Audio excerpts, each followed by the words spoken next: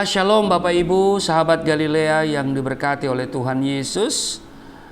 Kembali kita siapkan diri untuk kita bersaat teduh. Dan saya percaya hari ini rancangan Tuhan bagi kita, rancangan damai sejahtera. Bukan kecelakaan, tetapi rancangan Tuhan selalu rancangan kemenangan. Amin.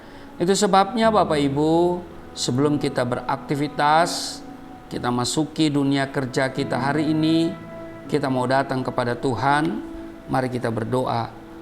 Kami datang di hadapan-Mu, ya Allah, di dalam nama Tuhan Yesus, mengucap syukur buat kasih setia-Mu yang Engkau nyatakan bagi kami di hari ini. Kami ada sebagaimana berada karena anugerah-Mu. Terpujilah Engkau kekal untuk selamanya. Engkau yang sudah menjaga dan menyertai serta memberkati istirahat tidur kami di sepanjang malam yang telah berlalu. Dan oleh kemurahan-Mu jua kami ada dengan umur panjang, kesehatan, kekuatan yang masih Engkau anugerahkan bagi kami. Karena itu kami datang kepadamu sebelum kami melakukan aktivitas di sepanjang hari ini, sebab kami sangat percaya bersama Engkau kami cakap menanggung segala perkara. Itu sebabnya urapi kami, buka hati pikiran kami saat kami baca, dengar, renungkan firman-Mu. Apa yang kami dengar, apa yang kami baca, apa yang kami renungkan, tidak untuk kami lupakan, tapi itu menjadi kekuatan kami, menjadi rema dalam hidup kami. Urapi hamba-Mu yang tidak ada apa-apanya. Di dalam nama Tuhan Yesus, haleluya, amin. Bapak Ibu, satu ayat di Filipi pasal 2 ayatnya yang kelima dikatakan, hendaklah kamu dalam hidupmu bersama menaruh pikiran dan perasaan yang terdapat juga dalam Kristus Yesus. Bapak Ibu, acap kali pikiran kita dipenuhi hal-hal yang membuat diri kita menjadi lemah dan tidak berdaya. Ketakutan, kekhawatiran, keraguan-raguan, sakit hati, serta hal-hal negatif lain selalu memenuhi pikiran kita. Akibatnya kita sering jatuh bangun di dalam dosa.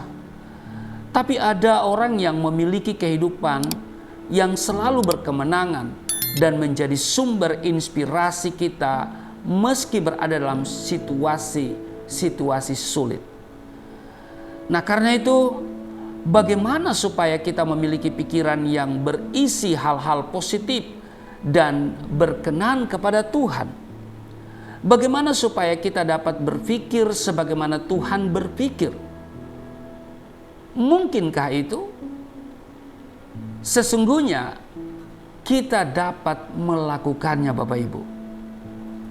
Karena Alkitab mengatakan bahwa melalui perjanjian baru di dalam Kristus, Allah telah memberikan kepada kita hati yang baru dan roh yang baru. Nah, Bapak Ibu, roh yang diberikannya itu adalah rohnya sendiri.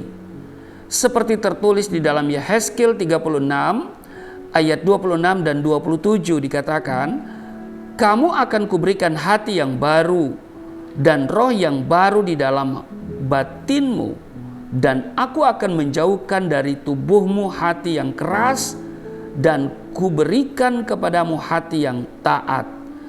Ayat 27, rohku akan kuberikan diam di dalam batinmu dan aku akan membuat kamu hidup menurut segala ketetapanku dan tetap berpegang pada peraturan-peraturanku dan melakukannya. Demikian tertulis di Yehezkiel 36 ayat 26 dan 27. Jadi kita bisa memiliki pikiran seperti Kristus, ya, Seperti kata Rasul Paulus, dia katakan kami memiliki pikiran Kristus. 1 Korintus pasal 2 ayat 16 bagian B. Nah, Tuhan Yesus telah membuat rancangan bagi kita agar kita, saudara dan saya, memiliki hidup yang berkemenangan dengan cara menaruh pikirannya sendiri di dalam diri kita. Tuhan adalah pribadi yang positif. Maka bila kita berpikir sesuai dengan pemikiran Kristus, semua yang kita pikirkan adalah hal-hal yang positif, bukan negatif. Selama pelayanannya di bumi, perhatikan Bapak Ibu, Tuhan Yesus selalu memperhatikan sikap dan penampilan yang positif, sekalipun dia menanggung banyak penderitaan, difitnah, diolok-olok, dan ditinggalkan murid-muridnya di saat ia justru sangat membutuhkan mereka. Namun di tengah-tengah semua yang negatif itu, Yesus Kristus tetap bersikap positif. Kata-kata yang keluar dari mulutnya selalu positif. Bahkan kepada penyamun yang tergantung di atas kayu salib di sebelahnya, ya kan? Dia mengeluarkan kata-kata yang positif. Ya kan? Nah, kapanpun kita berpikir negatif, dengar baik, itu berarti pikiran kita sedang tidak selaras dengan pikiran Kristus. Karena itu mulai hari ini, mari kita selaraskan pikiran kita dengan pikiran Kristus. Pikiran Kristus, sekali lagi, segala hal yang positif. Di tengah situasi yang tidak mengenakan sekalipun, dia tetap berpikir positif. Amin. Kata-kata yang keluar dari mulut Yesus Kristus selalu positif. Bahkan ya, yang saya katakan tadi, kepada penyamun yang tergantung di kayu salib di sebelahnya pun, saudara, dia selalu mengeluarkan kata-kata yang positif. Ya, dia katakan apa? Hari ini engkau bersama-sama dengan aku di Firdaus. Nah, saudara, miliki pikiran Kristus, selaraskan pikiran kita dengan pikiran Kristus, maka hidup ini akan menjadi indah dan penuh berkat. Amin. Tuhan Yesus memberkati. Mari kita berdoa. Kiranya kami memiliki pikiran Kristus, karena Engkau telah memberikan kepada kami, yaitu hati yang baru, roh yang baru, dan roh-Mu Engkau berikan diam di dalam batin kami, sehingga kami akan selalu menuruti kehendak-Mu, berpegang pada peraturan-peraturan yang Engkau tetapkan dan melakukannya. Terima kasih Tuhan, hari ini ada tugas dan kerja kami, kiranya Engkau menyertai dan memberkati, dan kami boleh melihat mujizat terjadi dalam hidup kami, terobosan Tuhan kerjakan dalam hidup kami. Berkati kami semua di dalam nama Tuhan Yesus. Haleluya. Amin.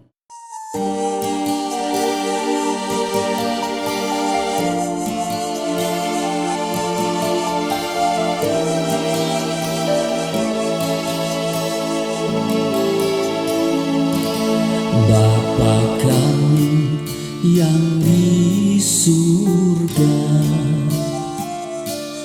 dimuliakanlah nama-Mu. Datanglah kerajaan, jadilah kehendak-Mu di bumi seperti di surga.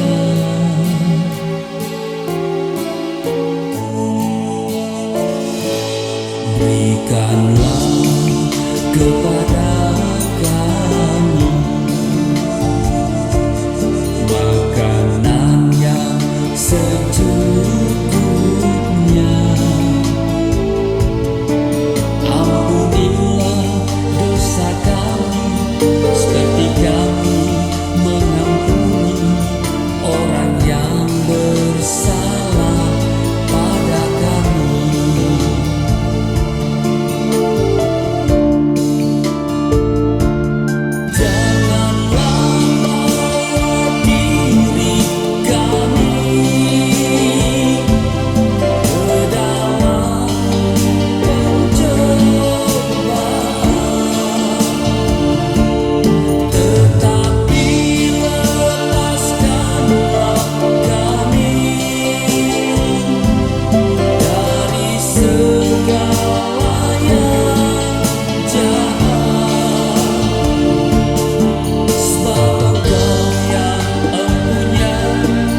Kerajaan